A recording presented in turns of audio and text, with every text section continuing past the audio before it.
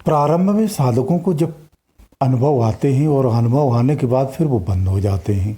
बंद होने के बाद उन्हें कुछ भी नहीं दिखता। जब वो अंदर में ध्यान लगाते हैं तो केवल और केवल अंधेरा दिखता है। इसके अलावा उन्हें कुछ भी नहीं दिखता है। इस अवस्था में आकर के उनको बड़ा ही शंका हो जाती है। उनको बड़ा भ्रम पैदा हो जाता है कि क्या हो गया है, अचानक से अभी सब सारा कुछ आ रहा था, अब सब बंद हो गया, अब कुछ भी नहीं आता है। ऐसा क्या रीज़न हो गया? या तो कोई हमसे मिस्टेक हुई है या फिर हमारा ध्यान ही भंग हो गया है। अब आगे से कुछ आएगा कि नहीं आएगा, इसी कसम में डूबे रहते हैं और उन्हें पता ही नहीं चलता कि मैं क्या कर रहा हूँ, हमारे ध्यान की अवस्था है क्या, अभी क्या होना चाहिए। आज मैं आपकी दुविधा भी दूर कर देता हूँ। आज सुन लीजिए इसको भी और समझ लो ध्यान से। ये चीज़ें आपको कोई बताएगा नहीं, ये वही चीज़ें आपको बता सकता है जो साधना किया हुआ होगा। ये आपको पन्नों में भी कहीं नहीं मिलेगा, कहीं शास्त्रों में भी नहीं मिलेगा। ये ऐसी चीज़ें होती जो कहीं खोजने पर नहीं मिलेंगी। इन छोटी छोटी चीज़ों को मैं बताने का प्रयास करता हूँ। अन्य वीडियो में मैंने ऐसा ही किया है। ऐसी ऐसी बातों को बताया जो आपको कहीं नहीं मिलेंगी। ये छोटे छोटे प्रॉब्लम होते हैं जिन्हें सॉल्व करना बहुत मुश्किल हो जाता है। मेरा यही प्रयास रहता है कि ऐसी अनकही चीज़ों को मैं आपको बता सकूं। देखिए, ऐसा होता है जब आप प्रारंभ में आप कोई भी ध्यान करते हैं तो मैंने बता रखा है कि ध्यान की अवस्थाओं को देखना और प्रारंभिक अनुभवों के नाम से जो वीडियो है उनको आप देखना, तो आपको विस्तार से मिल जाएगा ये सब चीज़ें क्यों होती हैं। हालांकि मैंने बहुत बता रखा है इन सब चीज़ों को, कोई अनुभव आना क्यों बंद हो जाते हैं, किस अवस्था में आते हैं, किस अवस्था में नहीं आते। फिर भी आप लोग बार बार पूछते हैं तो बताना पड़ता है, क्योंकि आप लोग पिछले वीडियो को देखने का प्रयास नहीं करते। आपको सम्मुख तत्क्षण चाहिए, उसी अवस्था में क्वेश्चन करते हैं। ऐसा होता है जब ध्यान आप लगाते हैं तो प्रारंभिक जो हमारी अवस्था होती, कंपन होना, हलचल होना, बेचैनी होना, किसी भी चीज़ में जब प्रवेश करते हैं तो ये सब चीज़ें होती हैं। उसके बाद जो आपको अनुभव होते हैं वो ऊपरी अनुभव होते, आंतरिक अनुभव नहीं होते। हमें ये लगता है कि आंतरिक अनुभव है, ये ऊपरी अनुभव होते हैं, प्रवेश के समय के अनुभव होते हैं। इन अनुभवों के बाद जब अंदर में हम प्रवेश करते हैं तो एक ऐसा स्थान आता है जहां केवल अंधेला ही अंधेला है। कुछ लोग इससे भी जब आगे बढ़ जाते हैं तो भंवर गुफा रास्ता है, जिसको भंवर गुफा भी कहते हैं। उस मार्ग में अंधेला ही अंधेला है, उससे पूर्वत भी अंधेला है। तो उसमें जब हम प्रवेश नहीं कर पाते हैं, उससे पहले का ही ये अंधेला होता है जहाँ कोई भी अनुभव नहीं आते हैं।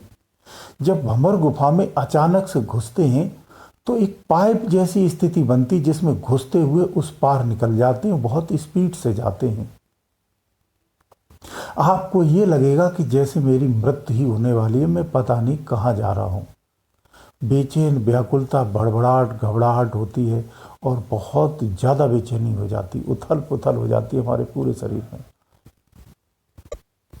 तो ये तो बहुत अंदर का हमने रहस्य बताया। ये ऐसे ऐसे अनुभव आते हैं, लेकिन ये जो अवस्था आपकी अनुभव नहीं आ रहे हैं, केवल अंधेला दिख रहा है, इसका मतलब ये नहीं कि आपका ध्यान की स्थिति सही नहीं है।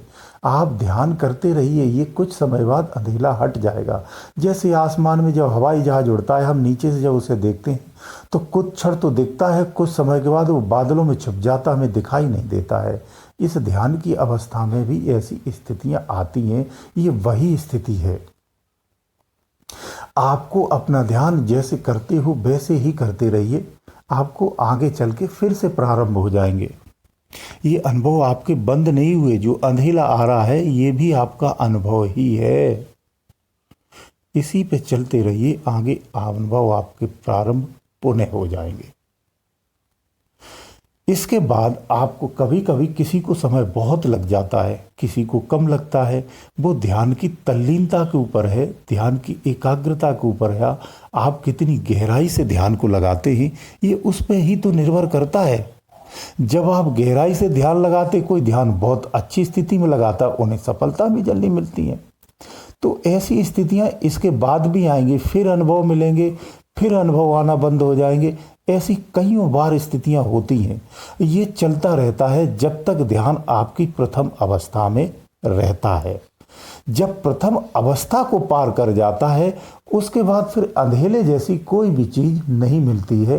फिर ऐसा होता है कि किसी दिन अनुभव आ रहे हैं, किसी दिन बिना अनुभव के ही संतुष्टि करनी पड़ती है।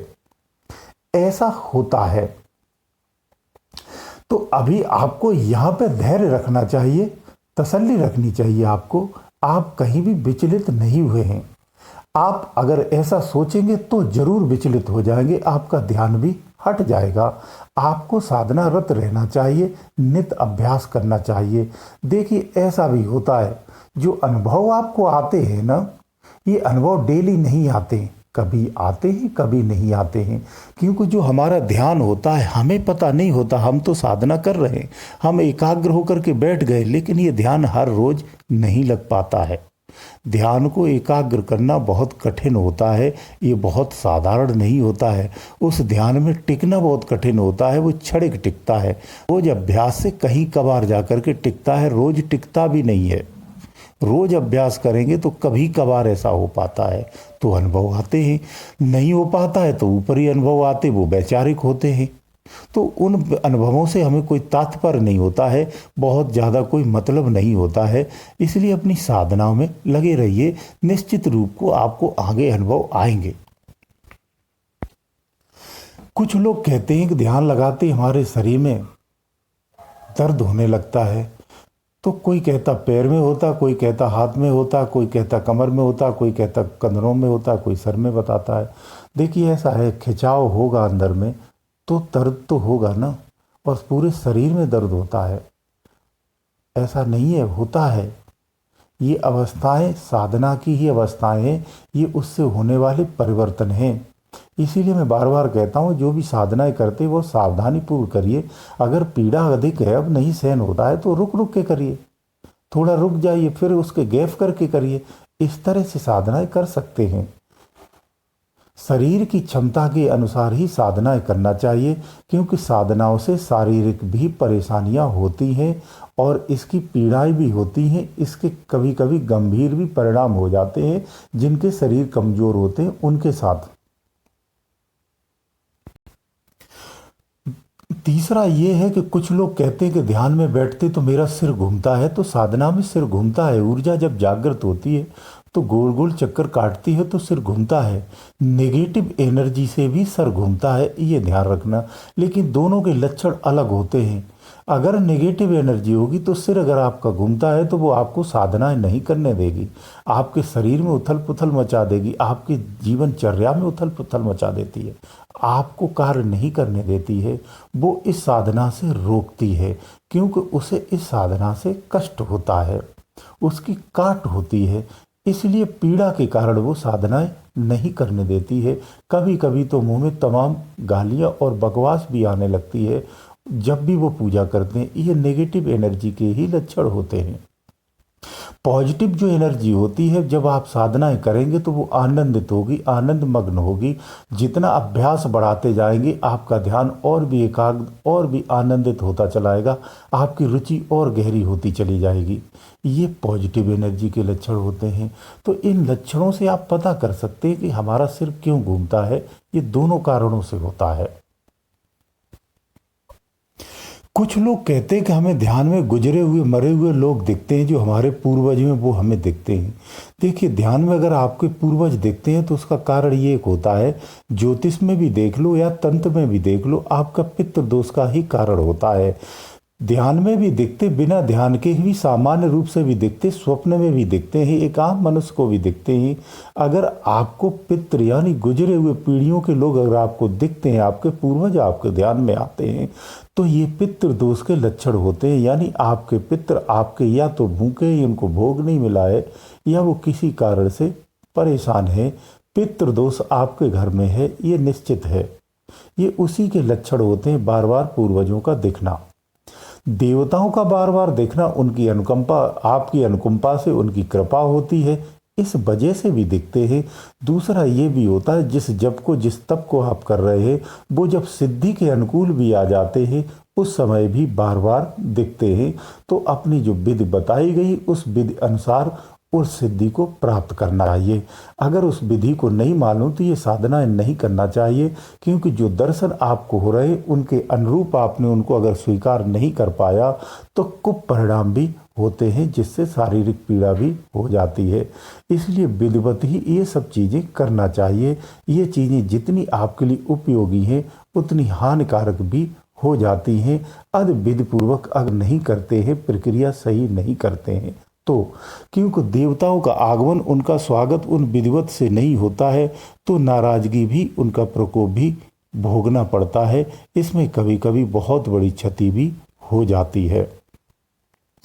तो देवताओं का मिलना बहुत शुभ होता है, उनके दर्शन होना शुभ होता है। इसका मतलब ये होता है वो आपके किसी न किसी कृपा से, किसी न किसी कार्य से आपके ऊपर उनकी कृपा है, वो आपसे खुश हैं, नाराज नहीं है।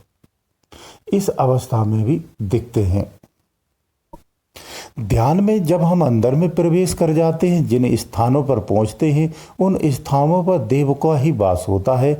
उस समय भी हमें देवों के दर्शन होते हैं, वो साधना के अनुभव होते हैं, वो परम उत्तम और बहुत ही पुण्यकारक और सहायक होते हैं। वो सबसे उत्तम दर्शन होते हैं।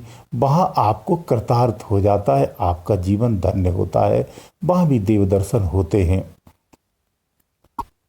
जो लोग देवताओं की लंबे समय तक से आराधना करते रहे, पूजा पाठ करते रहे, या उनके पूर्वज करते रहे, फिर आगे वाली पीढ़ियों ने अगर उनका पूजा पाठ बंद कर दिया है, उस अवस्था में पूर्वज या देवता दोनों दिखते हैं, बार बार दिखते रहते हैं।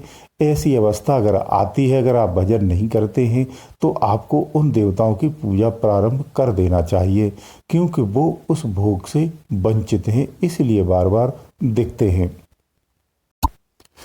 तो ये आपके छोटे छोटे प्रश्न थे जिनका मैंने आंसर देने का प्रयास किया है। उम्मीद करता हूँ आपको इन चीज़ों का समाधान मिल गया होगा। फिर भी अगर कोई समाधान नहीं हुआ है, आपके मन के मुताबिक हमारा आंसर नहीं है, तो आप फिर से हमें पूछ सकते हैं, मेल कर सकते हैं। मेल पर हम आपको विस्तार से जवाब देते हैं। कभी कभी मेल हमारा लेट हो जाता है, क्योंकि मेल हमारे पास बहुत आते हैं, उसमें कभी कोई छूट भी जाता है। लेकिन आप जब छूट जाता है तो दोबारा से मेल कर सकते हैं, तो वो फ्रंट में आ जाता है, तो हम फिर से देख लेते हैं। तो आप मेल से हमें पूछिए, तो वहाँ हम आपको विस्तार से बताते हैं। गुरुदेव दयालु।